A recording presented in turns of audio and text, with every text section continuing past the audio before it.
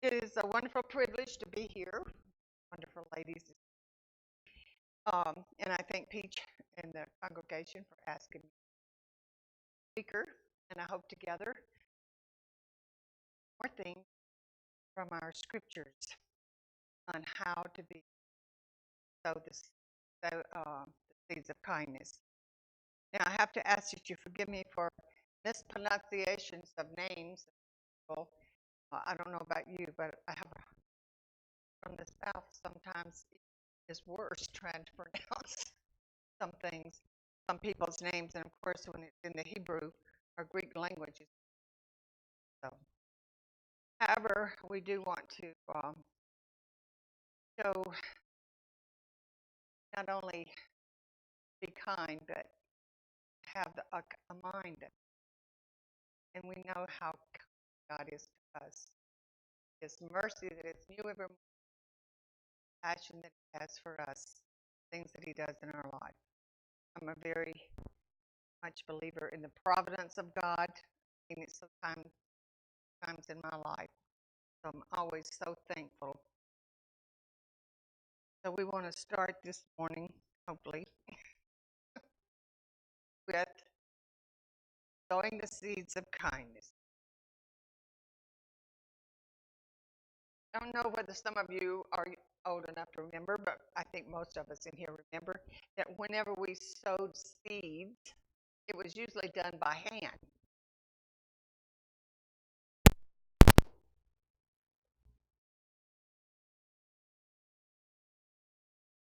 Okay.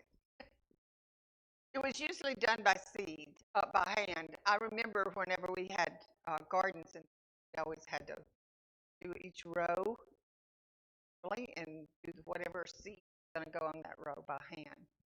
But today, wow, we've come a long way in that they have all these mechanical updated machines that does all the work, does it much faster, probably even better. But um, we did it, and that was our time. Sowing the seed of kindness has not changed. It is still the very same. It is still individual, one only. Still need to have that. Sowing today, we're going to first start out with this first session in the Old Testament. We're going to use the examples of some that are given to us there, and hopefully I'll shed a new light on some of those stories that we're going to have that we haven't always brought out this. But we know that we can learn from the Old Testament because it is written in 2 Timothy 16. All scripture is given by inspiration of God and is profitable for doctrine, for reproof, for correction, for instruction in righteousness. So we can very well use the Old Testament and the examples that God gives us and the principles that He uses here is the same principles that we have in the Testament. So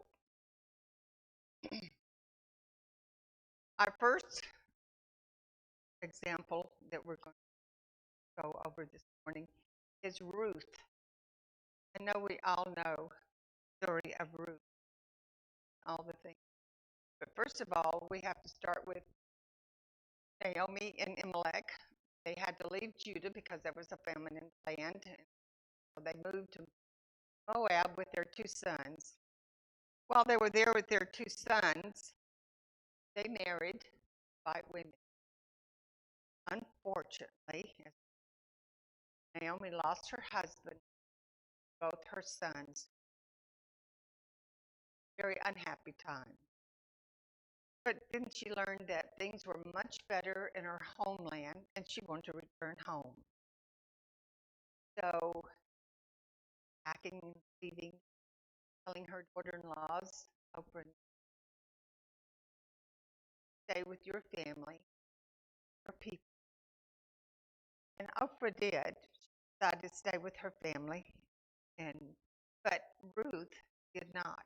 Ruth had a great love for her mother.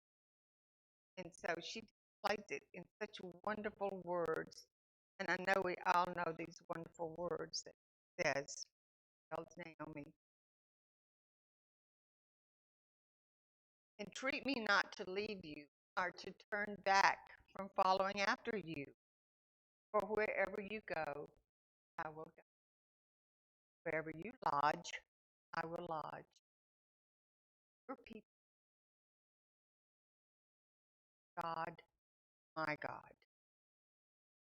I don't know about you, but I know that she was a wonderful mother-in-law, and Ruth just loved her mother-in-law. Now today, there are a lot of times when mother-in-laws are joked about, not so many kind words said to them sometimes, or about them, or whatever, even in jest. But know that we're to love our in-laws and best we can. I never met my in-laws. I'm not sure what our relationship would have been, but hopefully it would have been one of kindness there. So, okay, says, I'm going to go with you. Might as well just get used to that, maybe around. So off they went back to, and when they got back there, this is two widow women that have a body to look after them, provide for them. But Ruth went out into, as they did in those days, custom. And so when she got back that day with what she had harvested, Naomi says, well, where did you go? And she said, well, I went to the field of Boaz. Well, that delighted Naomi. Naomi, Boaz, that was a relative. So she's telling Ruth, well, you stay there and you continue to harvest in his fields, and there will be good that will come from this. So Ruth said, and then we have, uh, even more so, we have Ruth and Boaz now. And so Ruth went back and she did harvest in his field. And then Naomi gave her some advice. I mean, this is advice from your mother-in-law, not your mother. Remember that. We take advice from our mother sometimes when we're young. But anyway, so Naomi told her how to go about spending the night when Boaz, sleeping at his feet, things that she was required to do. And Ruth did. And so whenever she did that, she found favor. Boaz, Boaz, Boaz took a liking to Ruth too. So, and then I'm sorry. And so what happened was that, of course, whenever he found out that Naomi's daughter-in-law, that he was a relative, decided maybe she could be his wife. And so he thought about it, and then he realized there was someone else that was closer relative.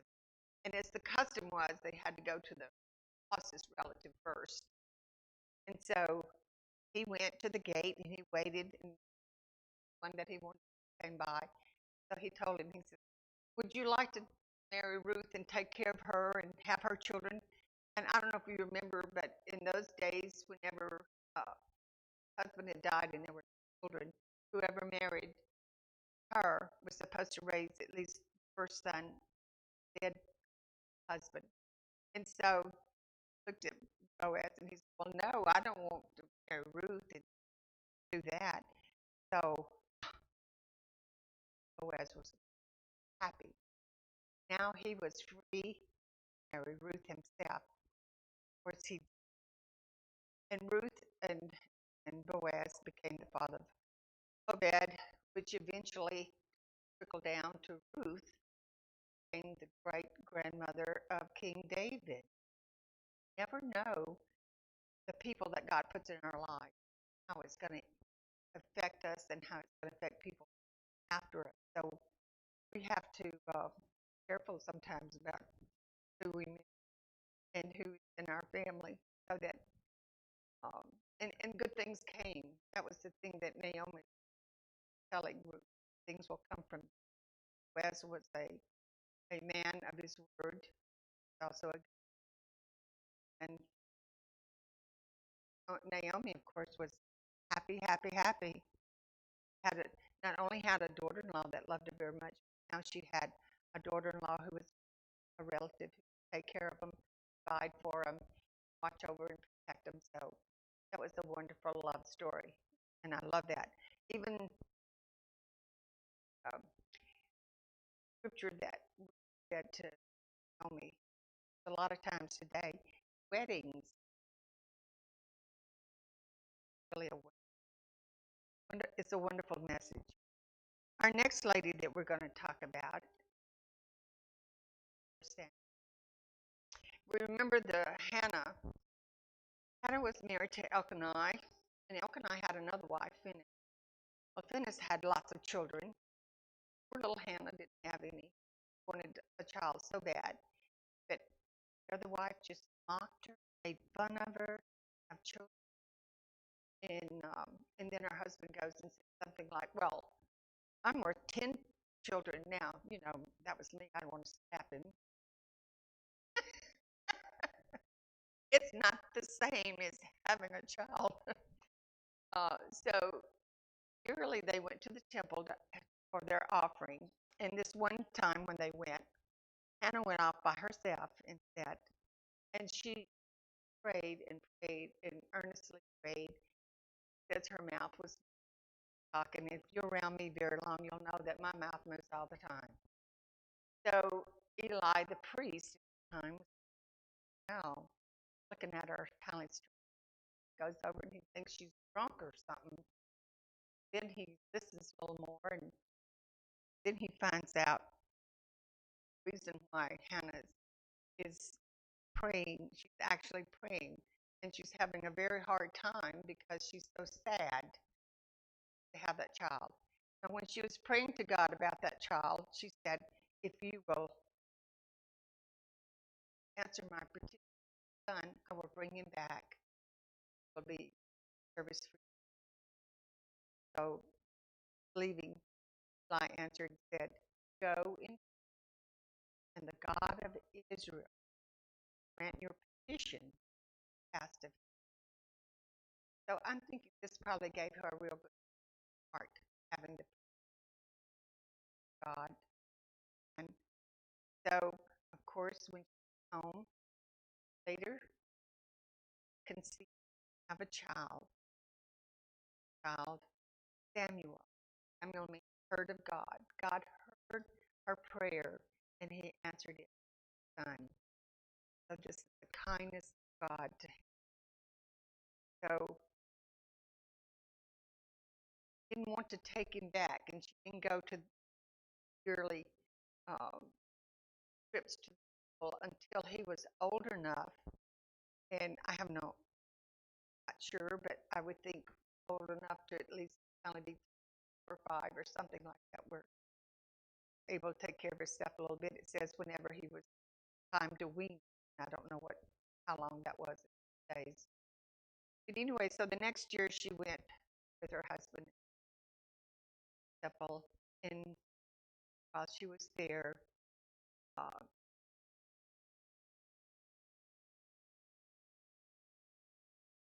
goes over to Eli, says, "Oh my Lord, as your soul lives, my Lord, I am the woman who stood by you here praying. This child I prayed, and the Lord has granted my petition. I asked of him. Therefore, I also have lent him as long as he gives. He shall be lent." So they worship, left him. And so now we have the story of Samuel. And you know, Samuel was one of the great prophets of God. Later, one who appointed the kings, first Saul and then David, Israel. Wanted to be like everybody, have some of that attitude today. But God was so kind in answering her with a son. Wanted to return that kindness. Now, maybe you can think of some ways of our children, led him to the Lord, dedicated him to God. Very, our whole heart was. So I think we have to remember our children. We have to do the same. We have to make have God in life, about all the things of God.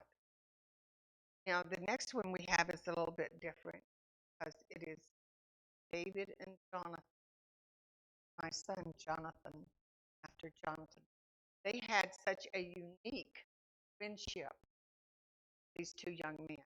Jonathan being the son of Saul, the king. Of course, we know that Saul did something that he was not supposed to do, and God told his family to. And he knew that Samuel had a David king. He went about trying to kill him and all kinds of things, and wasn't very good at it. But Jonathan, his son, was such a friend with David that disregard or disobey his father in the fact that he would help David escape whatever it was that Saul was trying to do to kill him. So he would always tell him and help him, would help to keep him safe. And so that was a wonderful, wonderful friendship and relationship David and Jonathan had. I don't know about you, but I don't think my husband ever had truly a really close friend. Men don't seem to have that like women, like where we have uh, like to have a friend that we can confide in. This was telling yeah.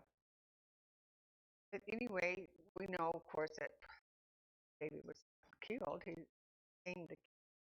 But before that, whenever Saul went into battle, he and all of his all killed battle came. When he became king, he wanted to do something in memory, I guess in memory and remembrance. We do the same thing ourselves sometimes, but he wanted to do kindness and with Jonathan. So in 2 Samuel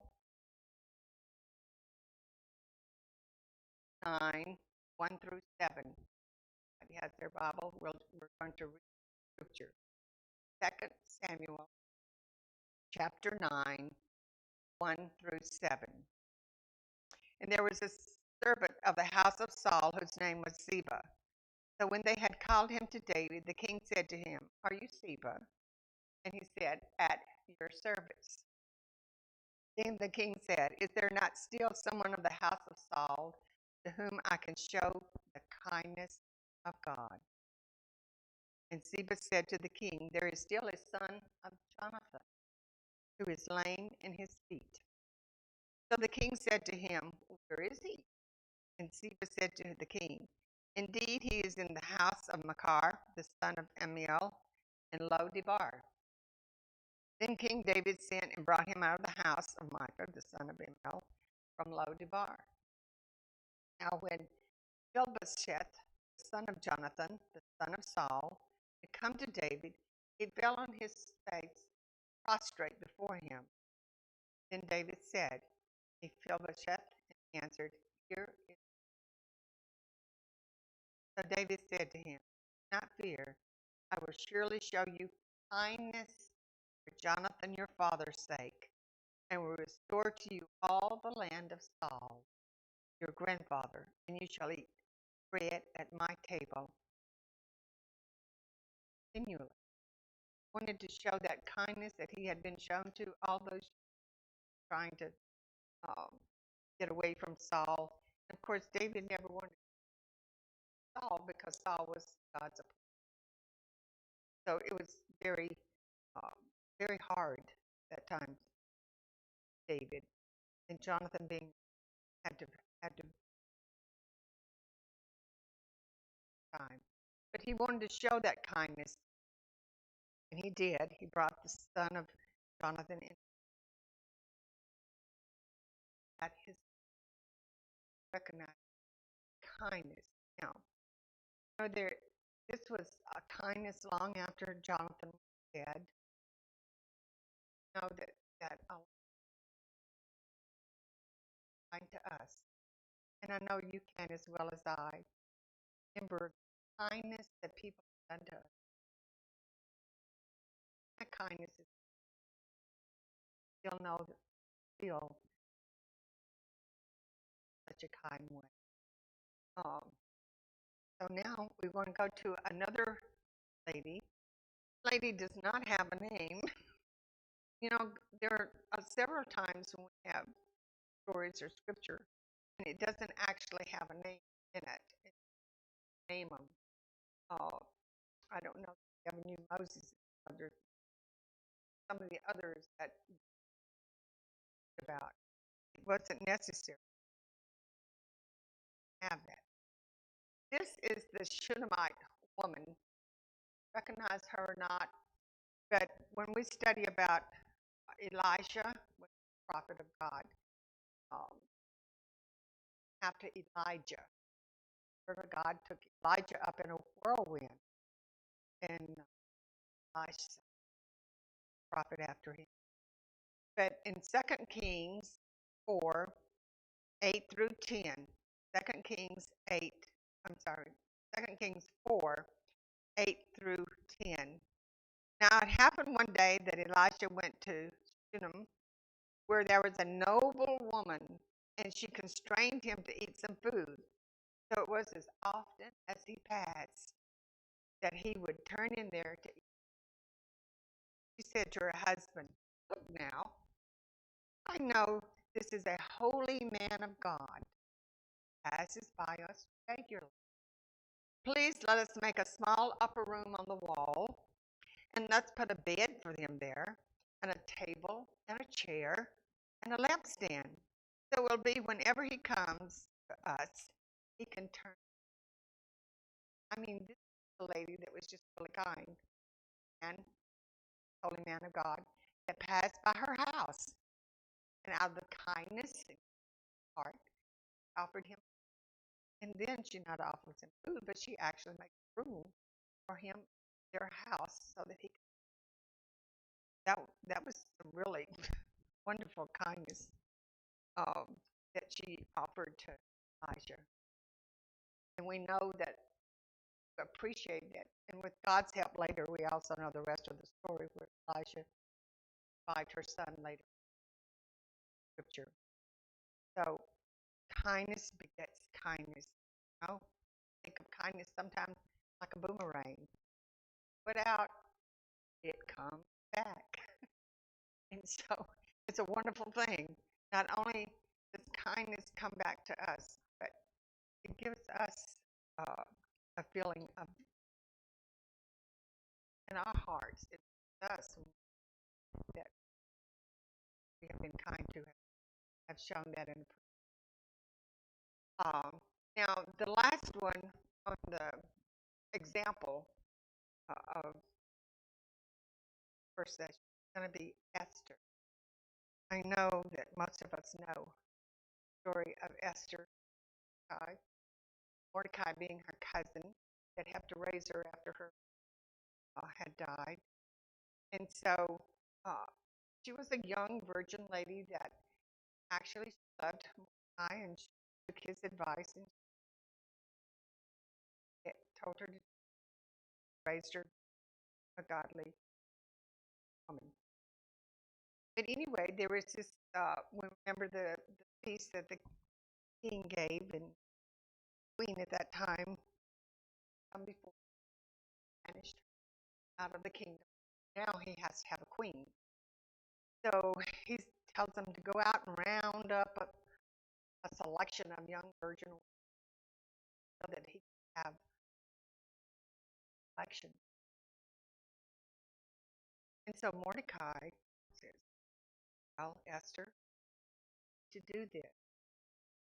No, they were in captivity at the time. It wasn't even known that she was time. happen.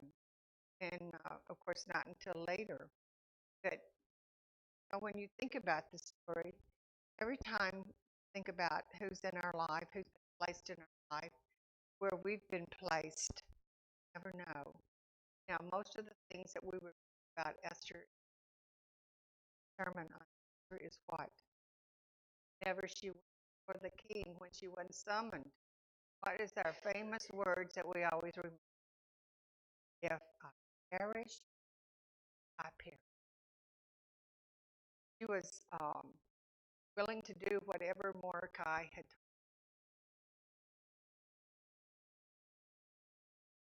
suggestion, that she was willing to put her life at risk. See the whole story. Later, she's able to help save.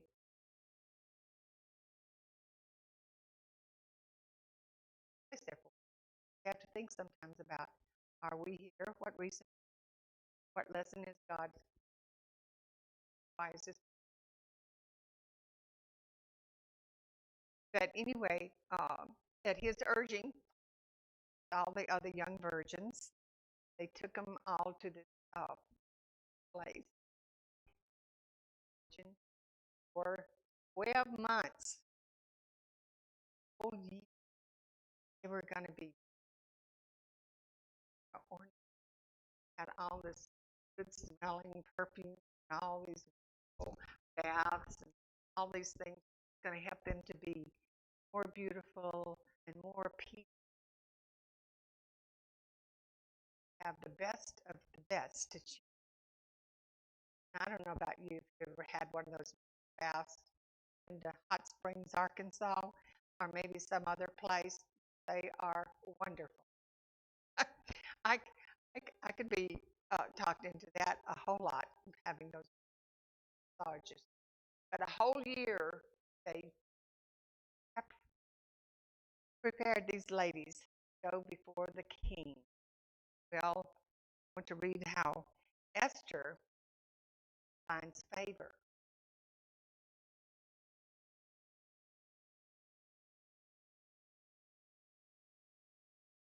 She was beautiful, like that most other ladies were. But there was something that was different about her. Um, and the custodian, Hige, noticed this. So there were so many of them. So he finds favor, Esther. He's a eunuch. I have to remember the house with all these young ladies, or young ladies. But we find in Esther 2, verses 8 and 9.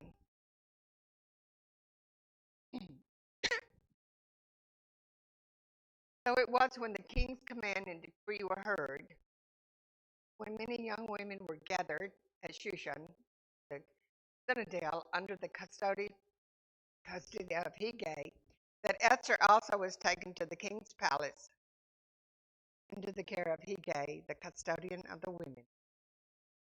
Now the young women pleased him. This young woman pleased him, Esther. She obtained his favor, so he readily gave beauty preparations to her, besides her allowance, and 7 choice maidservants were provided for her from the king's palace. Her and the maidservants to the best place in the house of the women. So much. So he gave her special treatment, more so than all the other. I'm thinking, there was probably um, something about Esther, maybe the way she carried herself, maybe her characteristics, her attitude, everything. You could see something in her, maybe that he other women. So he favored her, and he gave her all the things that she would need. And Esther listened to him, and that he advised her about. So we read about how this all turned out with Esther preparation and all the wonderful things that were going on in her life. And we read this in Esther 17.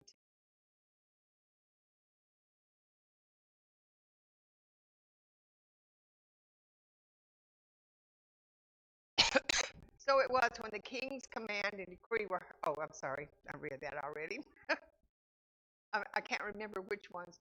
I sent this to James before I got here, so I had to go back and try to remember which with which. So now 15 through 17, which we'll read out of the Bible. It says, now when the turn came for Esther, the daughter of Abihail, the uncle of Mordecai, who had taken her as his daughter to go into the king, she requested nothing what he gave, had told her the eunuch, the custodian of the women that had found favor with her. And so Esther was taken to King Ahasuerus into his royal palace in the 10th month, the month of Tebet, and the king loved Esther more than all other, and she obtained favor and grace in his sight more than all the virgins. That crown upon her head. So evidently, whatever it was that Esther, or persona, or whatever, the king was taken by it and found favor with her more than all the other women. Made her queen. Later, of course, she had to save her people. What a wonderful thing that was, Esther, to be chosen young lady. A lot of obligations for her people. Now, our last scripture is going to be taken from Proverbs 31. I'm sure all of you recognize Proverbs 31. We've had so many lessons from that, and I'm thinking, wow, that is such a long list of attributes that seems to be very hard to do. But I think for just a thing to strive for, work toward becoming more like the. But I don't want to read the whole thing. I just want to pick out one verse that has the one that we need to about, and that's Proverbs 31, 20. Opens her mouth with wisdom, and on her tongue is all of. Well, I think in order to have the law of kindness on the tongue, you have to have it first in her heart. So she, that person, like that, to open our mouth with kindness. Also. Well, there is just a lot of wonderful acts of kindness in the Testament, and this is few that we've gone over this. And sometimes some of these I've tried to get where uh, not the ones that we are so familiar with that were taught lessons, to dig down just a little bit. Kindness happened in their lives from God and from each other. The different relationships that we have, mother, daughter-in-law, uh, um, just a friendship between men, uh, friendship, just different ones in our life. And different ones in our life will bring different of us. Um, say we'll have different things. Show kindness. Show kindness to each other. We're also so we want we are the examples for others, for our young them to be young ladies God wants purpose as for. Now, this second session is going to be on the New Testament.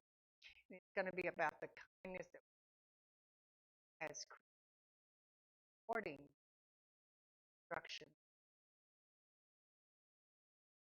Have several instructions. A lot of verses that go through, and they're not all verses suggested. Sometimes they're not an option, so we won't especially pay into our own.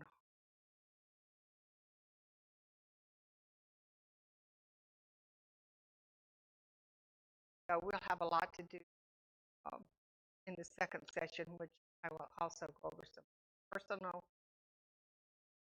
things. And as I told each one of you has of things trying to kindness shown to others, and we don't always talk about it, but I think it's talk about out of kindness to pass it on. Somebody else can send kindness to their life. So we do for kindness shown to us